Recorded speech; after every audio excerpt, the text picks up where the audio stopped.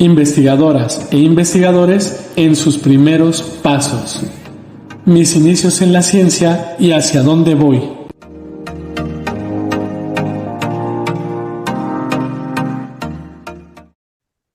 Buen día para todos. Este es un video de investigadores e investigadoras en sus primeros pasos, donde les hablaré algo de mi trayectoria y de mi vida. Mi nombre es Diana Clemencia Guerrero Araque y actualmente me desempeño como investigadora por México CONACYT. Estoy en la Universidad Autónoma Metropolitana Iztapalapa, en el Departamento de Química y a su vez en el área de catálisis. Actualmente pertenezco al SNI, estoy en el nivel 1. En mi trayectoria tendrías que contarles que hice la licenciatura en Química de Alimentos y la maestría en Ingeniería Ambiental en la Universidad Pedagógica y Tecnológica de Colombia. Mi país de procedencia es Colombia. Y realicé el doctorado en Ciencias Químicas aquí en la Universidad Autónoma Metropolitana Iztapalapa.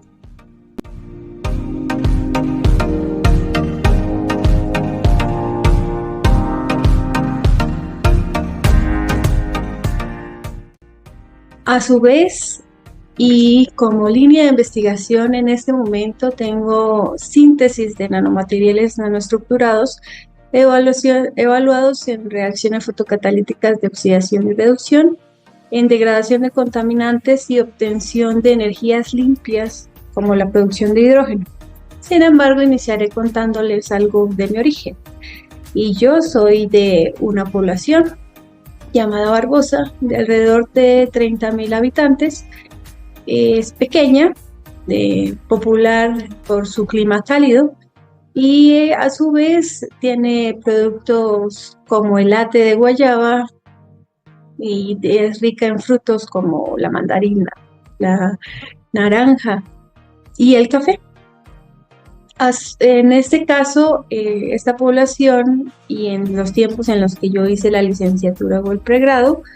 en ese momento yo no vivía allí, sino vivía en una ciudad que se llama Tunja, y esta ciudad es reconocida como la ciudad universitaria, debido a que, aunque no es tan grande, tiene bastante oferta de universidades en distintas ramas de la educación.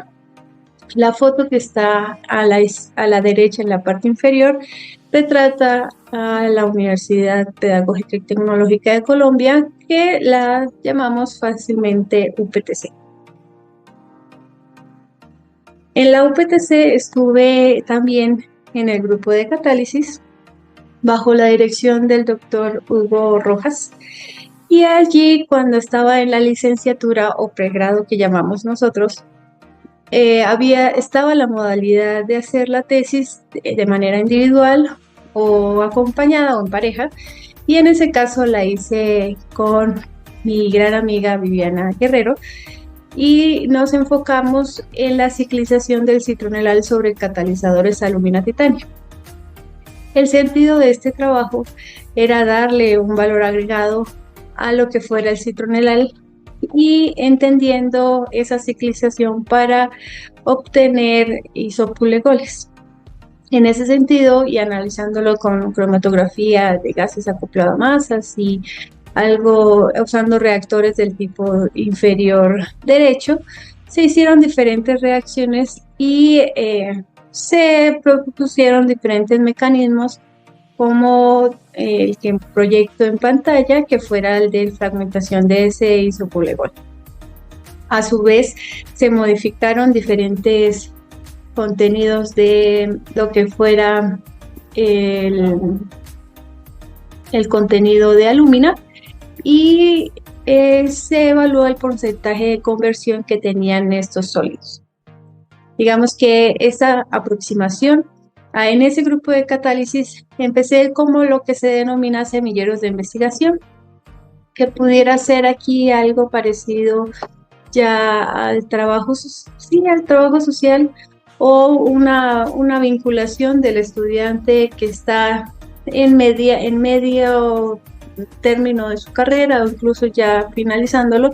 donde tienes aproximación al grupo de investigación, te dan acceso a los equipos y puedes intervenir y evaluar si de alguna manera te agrada la labor. En ese punto ya decides si desarrollas también la tesis. Cuando ya me gradúo de la licenciatura, continúo en el mismo grupo de investigación, pero yo también accedí a unas becas o un pago que hacía el Conciencias, que es el instituto que apoya la ciencia y la investigación en Colombia, y allí tuve una figura que se llama Joven Investigador Conciencias. En el proyecto que se desarrolló entre la UPTC y la Universidad Central de Bogotá, se hizo un proyecto que se llamó Remoción de mercurio de drenajes de minería por absorción sobre carbono activado, y como esta maestría ya era en ingeniería ambiental, pues tuve que ir a campo, realizar diferentes muestreos en drenajes mineros, y como tal, esto ya quedaba en otro estado o departamento que se llama Cundinamarca, y evaluar la cantidad, primero la composición de cada drenaje, evaluar si había metales pesados, y lo que se hacía o lo que se realizó como trabajo de investigación fue usar carbono activado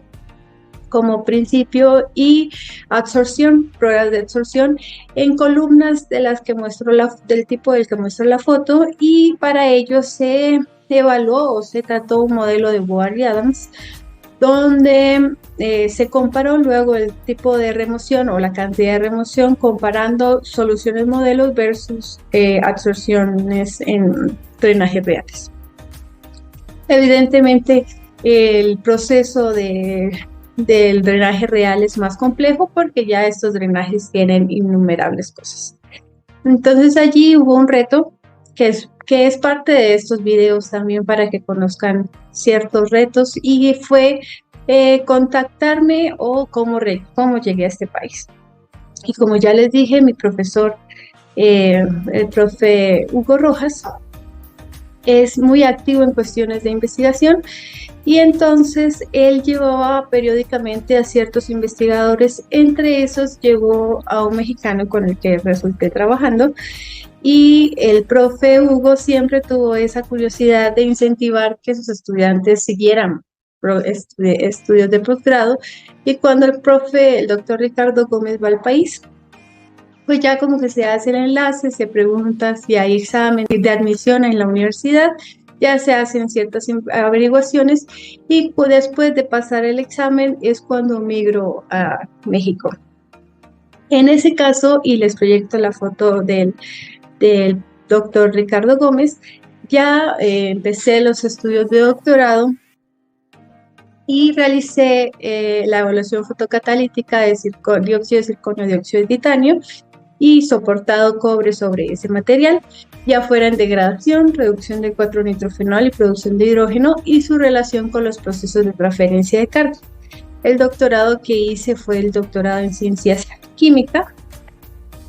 y lo que hice, a diferencia de estar en Colombia y hacer catálisis tradicional, aquí me enfrenté o tuve que ingresar al área de fotocatálisis heterogénea,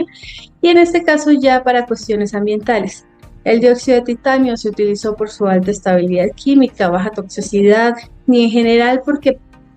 es útil en procesos de oxidación y reducción, y a su vez el circonio tiene una amplia banda de energía que podría darnos ciertas características buenas en el momento de las reacciones. Lo que se hace en su momento es acoplar esos dos óxidos, evaluando o modificando la cantidad de dióxido de circonio, ya fuera en unos 5 o 10%, y se compararon con los bases. En cuestión de degradación, se probó la degradación en 3 diferentes moléculas en soluciones acuosas, y a su vez se contrastaron todos sus materiales con Regusa P25, los bases, y en todos los casos dio que el que te contenía el 5% era el que daba mejor resultado. Acudimos a cierta caracterización electroquímica para establecer cómo se acoplaban o qué pasaba cuando se acoplaban estos dos materiales, y este estudio o la conclusión fue que se generan diferentes estados energéticos o defectos en la unión entre los granos que van a colaborar a que actúen mejor el material. En este caso les proyecto el del 5% y va a funcionar ya sea en un caso, ya sea por huecos o por la formación de radicales hidroxilo, como menciona al principio de la fotocatálisis. Esos materiales también fueron evaluados en la reducción de nitrofenol para obtener el 4-aminofenol y en el sentido de obtener este 4-aminofenol para obtener producto de mayor valor agregado y también se utilizaron, en este caso les proyecto lo del dióxido de titanio, igual tiene las mismas, digamos, características. Sin embargo, hay ciertas limitaciones que para que ocurra esta reducción se requiere adicionar sulfito de sodio o así había una reacción ya previamente estudiada por otros compañeros y lo que se pretendió en este estudio o en esa parte de la investigación fue evaluar el impacto ya sea del sulfito de sodio y del metanol.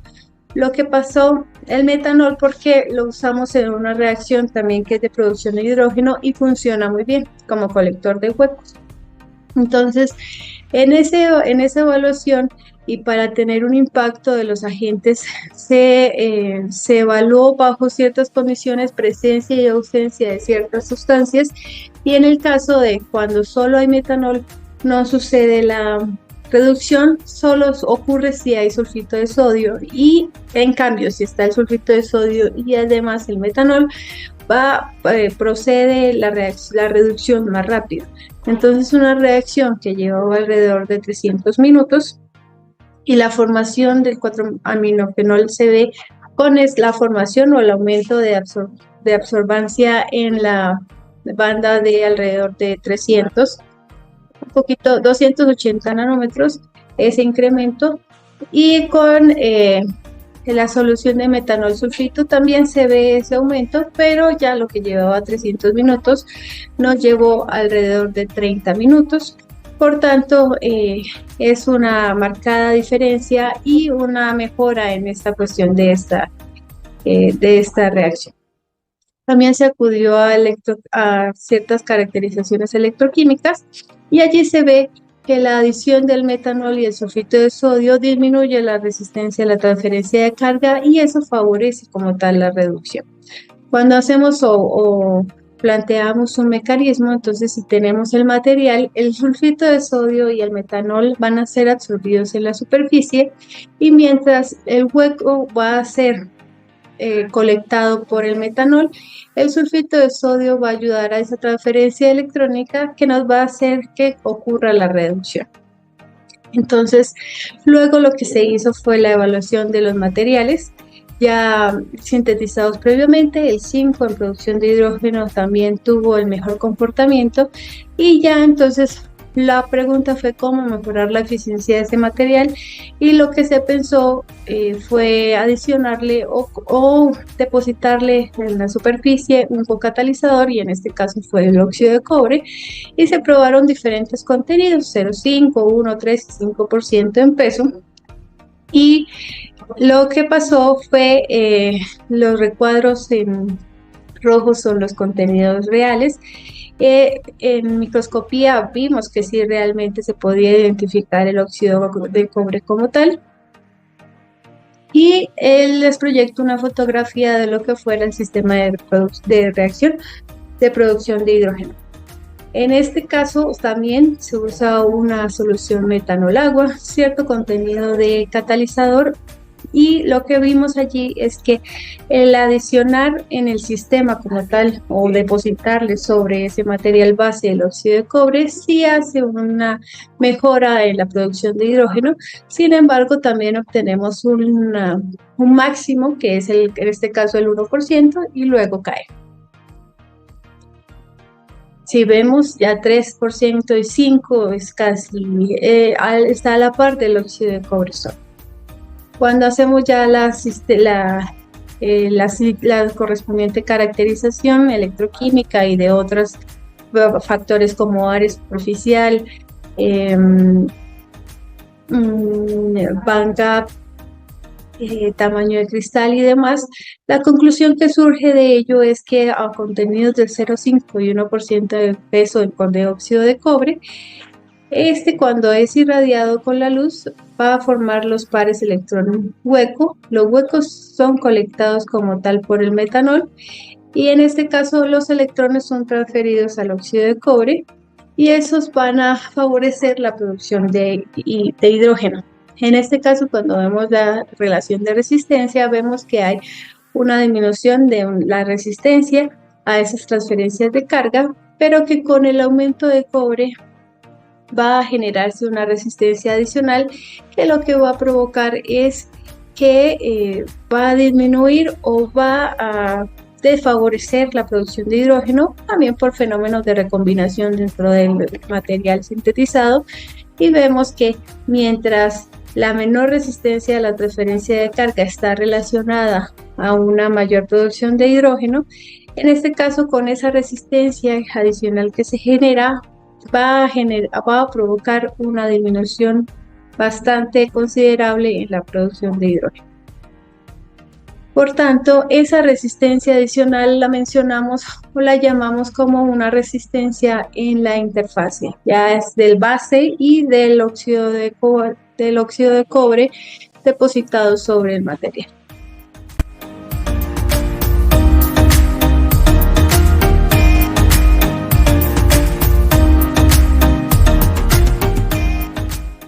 Ahora bien, ¿qué pasó después del doctorado?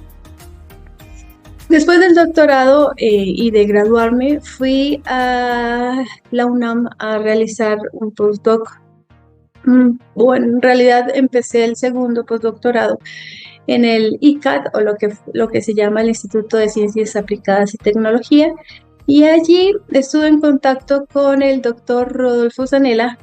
del que incluso cuando estuve en Colombia tuve mucho conocimiento o tuve acceso a sus artículos, por lo que en ese momento, y bueno, y todavía estoy como agradecida con él y con, digamos, como la trayectoria en la que he estado, porque pude trabajar en su laboratorio y además conocí su trayectoria. Si nosotros, cuando estaba ya desarrollando y él se especializa mucho en manejo o en el depósito del oro y de nanopartículas metálicas y ciertas características asociadas a ello. Cuando estaba en el segundo postdoctorado, pero ya estaba bajo la dirección del doctor Saniger, me fue notificado que me habían asignado o que ya correspondía al sistema de investigadores por México, y por tanto regresé a la UAM. Es indudable que, digamos, que la trayectoria que he llevado en la forma de síntesis y demás de las reacciones que he desarrollado me llevó en este caso al laboratorio del ICAD y por tanto luego regresar acá. No, aunque ya no estoy en el ICAD, les voy a mostrar algo del impacto que genera en la investigación de unas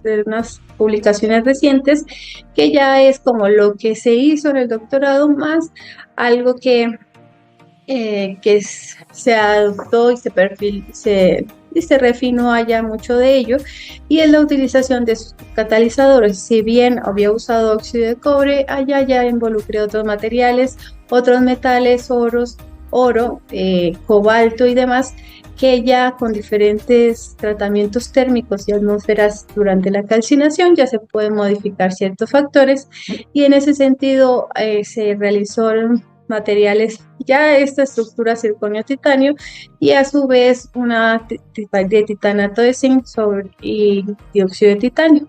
El dióxido de circonio-titanio se sintetizó como en la tesis de doctorado, y se le depositó mediante el método DPU, el oro, las nanopartículas de oro, y se probó en hidrógeno, obteniendo que en este caso el 5% de oro es el mejor material y a su vez es muy estable, Y las partículas de oro pueden verse del tipo de las imágenes B y C, con ciertas formas y de tamaños pequeños, lo que favorece la actividad fotocatalítica. En este caso vamos a ver, expresamos que estas nanopartículas de oro depositadas en la superficie va a generar diferentes efectos también con el efecto de resonancia del plasmón superficial considerado para el oro, va a favorecer hasta cierto punto esa transferencia electrónica, porque esos cocatalizadores van a actuar como sitios activos que van a mejorar esa producción de hidrógeno. Y a su vez, en el del titanato y el óxido de titanio se genera una síntesis similar a lo que fuera la tesis de doctorado, y en este caso ya se evaluó el depósito de cobre, cobalto y paladio,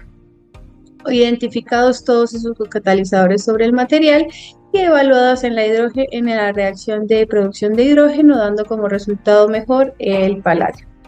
Sin embargo, este no es tan estable, asociado a que ya cierta quimisorción y procesos adicionales del paladio. Hay un mecanismo propuesto, y básicamente eso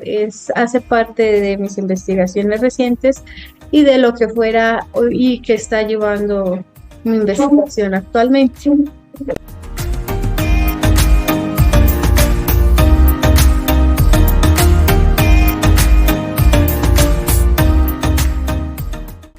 Ahora bien, en la cuestión de consejos y sugerencias que han dado en ciertos videos anteriores, yo les hablaré también algo bajo mi experiencia, y las sugerencias serían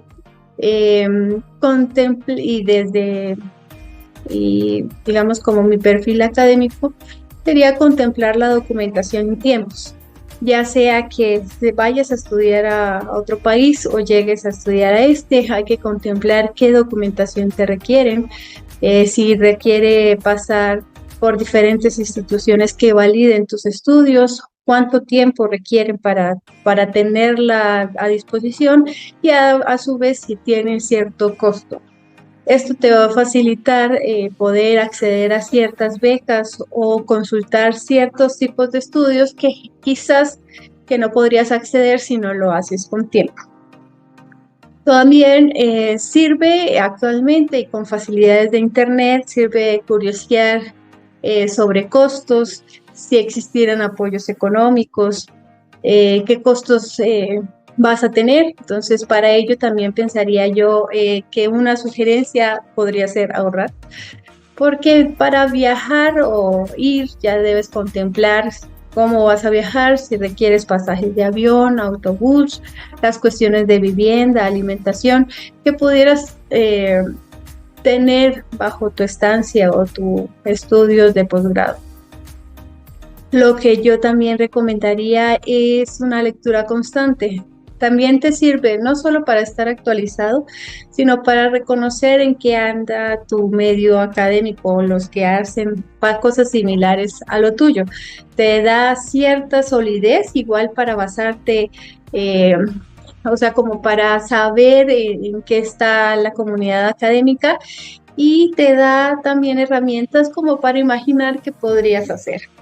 En ese sentido, ser perseverante, porque no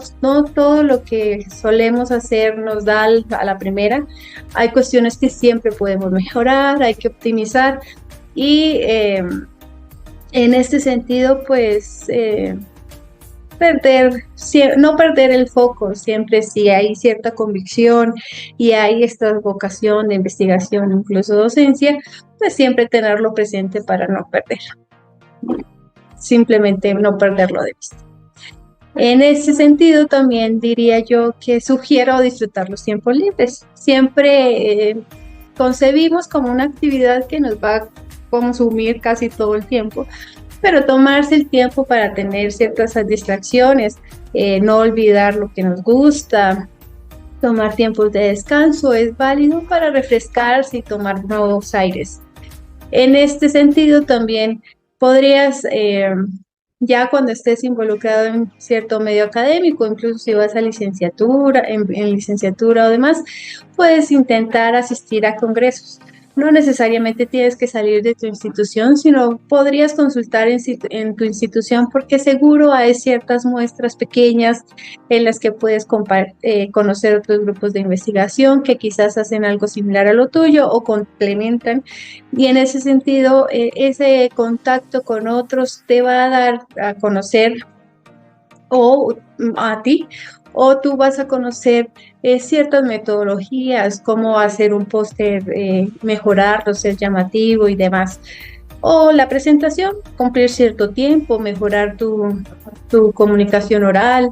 En ese sentido, también podría estar relacionado con buscar colaboraciones, porque es un ambiente en el que solemos o suelo pensar que si colaboramos nos va mucho mejor, porque vamos a ser más fuertes e incluso se hace más rápido lo que fuera esa investigación. Y no está escrito, pero yo pensaría también que las actividades de divulgación como esta, a la que agradezco especialmente a la doctora Reina por la invitación, porque te da una visualización no solo de la estructura o qué tan estricta puede ser una investigación, sino también te ayuda a conocer experiencias de otras personas que pudieran ser muy similares o muy diferentes a tu vida, pero que te dan una perspectiva de lo que podría ser si realmente es lo que decides hacer. Entonces, para mí es un gusto haber participado. Agradezco de nuevo la invitación a Días Conciencia y esperen un nuevo video. Hasta pronto.